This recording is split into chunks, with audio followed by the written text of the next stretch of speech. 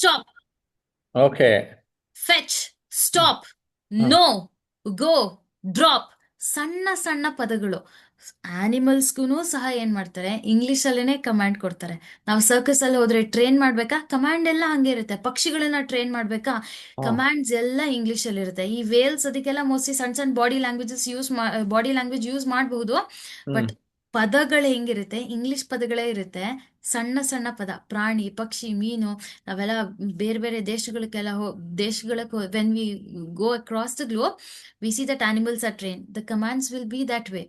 So English is used even on animals. Forget human beings, even okay. on animals. So it is a very easy language. Small words, simple words. ಸಣ್ಣ ಮಕ್ಕಳ ಜೊತೆ ಮಾತಾಡ್ಬೇಕಾದ್ರೆ come here, ಎಷ್ಟು emotion ಅನ್ಸ್ಬಿಡುತ್ತೆ. ಬಾಯಲ್ಲಿ emotion ಇದೆ, but when we say come here, okay fine, there is something. ನಾವು ಸಹ ಕಾನ್ಸಂಟ್ರೇಟ್ ಮಾಡ್ತಾ ಇರ್ತೀವಿ, ಮಕ್ಳಿಗೂ ಸಹ ಅನ್ಸುತ್ತೆ.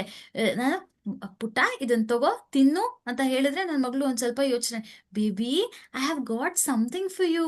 She actually keeps her eyes wide open, beams from ear to ear and then eats. I still remember power ಹೆಂಗೆ ಅಂದ್ರೆ, ಮೈ knees, ನಮ್ಮ ಅಕ್ಕನ ಮಗಳಿದ್ದಾಳೆ, ಶಿ ಹೇಟೆಡ್ ಬದ್ನೆಕಾಯಿ, ತಿಂತಾನೆ ಇರ್ಲಿಲ್ಲ ಆಯ್ತಾ. ಆ ಬದ್ನೆಕಾಯಿ ಬಜ್ಜಿ ಅಂತ ಹೇಳ್ಬಿಟ್ಟು ಮಾಡ್ಕೊಟ್ರೆ she used to never heat.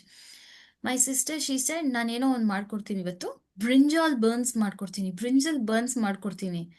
Same thing, ಅದೇ ಬಜ್ಜಿ ಮಾಡ್ಕೊಟ್ರೆ ಚಪ್ಪರ್ಸ್ಕೊಂಡು ತಿಂದಿದೆ ಮಗು, ಜಸ್ಟ್ ಹೆಸರು ಚೇಂಜ್ ಮಾಡಿದ್ದು.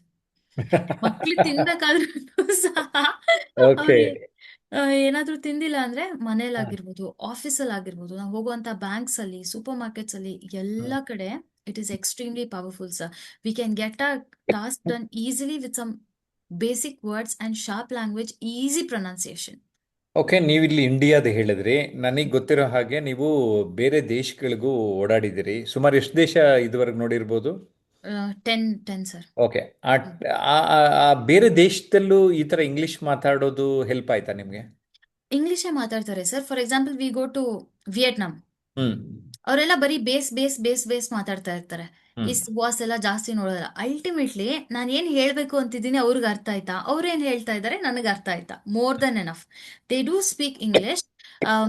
ವಿಯೆಟ್ನಾಂ ಅಲ್ಲಿ ಗೈಡ್ಸ್ ಇರ್ತಾರೆ, ಇಂಗ್ಲಿಷ್ ಮಾತಾಡುವಂತಹ ಗೈಡ್ಗೆ ಜಾಸ್ತಿ ಪೇಮೆಂಟ್ ಕೊಡ್ತಾರಂತೆ.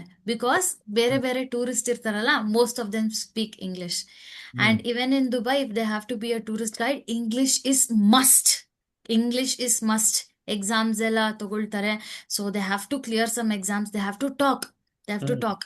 So hmm. it is quite important in almost all the countries that people talk English, because ಒಂದು ದೇಶದಿಂದ ಮತ್ತೊಂದು ದೇಶ ಬಂದಾಗ cultural differences, when both are in contact, there's a lot of cultural differences, hmm. and we experience a lot of glitch and friction.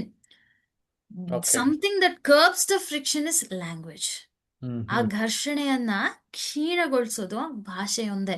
So one thing in common, English. So it will take along ಇಡೀ ವಸುದೈವ ಕುಟುಂಬಕಂ ಅಂತೀವಲ್ಲ, ಇಡೀ ಜಗತ್ತನ್ನ ಒಂದು ಮಾಡಕ್ಕೆ they also respect ಆ language, vice versa. So we do. But ಆ ಒಂದು ಭಾಷೆ ಏನ್ ಮಾಡುತ್ತೆ, it will take us through out the journey and make it more pleasant and easy. Wow! ಇವತ್ತು ಇನ್ಸಿಡೆಂಟಲಿ ಒಂದು ಹ್ಮ್. ವಿಷಯದ ಬಗ್ಗೆ ನಮ್ಮ ಆನ್ಲೈನ್ ಸ್ಟೂಡೆಂಟ್ಸ್ ಮಾತಾಡಿದ್ರು. ಎಸ್. ಜನರು ಮಾತನಾಡಿದಾಗ ಅಡೆತಡೆಗಳು ಮುರಿಯುತ್ತವೆ ಅಂತ. ಓಕೆ. ಎಸ್. ಆ, ಅಂದ್ರೆ ವಾಟ್ ಎವರ್ ಅಬ್ಸ್ಟ್ರಕ್ಷನ್ಸ್ ಇರುತ್ತೆ ಅದೆಲ್ಲ ಕ್ಲಿಯರ್ ಆಗುತ್ತೆ ಅನ್ನುವಂಥದ್ದು. ಆ, ಹ್ಮ್. ಈಗ ನಾನು ಇಂಗ್ಲಿಷ್ ಮಾತಾಡಿದ್ರೆ ಈ ಅಡೆತಡೆ ಇನ್ನೊಂದು ಸ್ವಲ್ಪ ಮುರಿಯುತ್ತೆ ಅಂತ ಹೇಳ್ಬೋದಾ? ಯಾ, definitely. Definitely, all the frictions will be curved, ideas will be presented well, and this listeners get more alert. They'll be okay. like, wow, she's talking something nice. Same thing I tell in Kannada, wow, she's talking nice. But when I tell that in English, my God, she's so knowledgeable. That will be the experience of the listeners. Okay. Okay. Great great.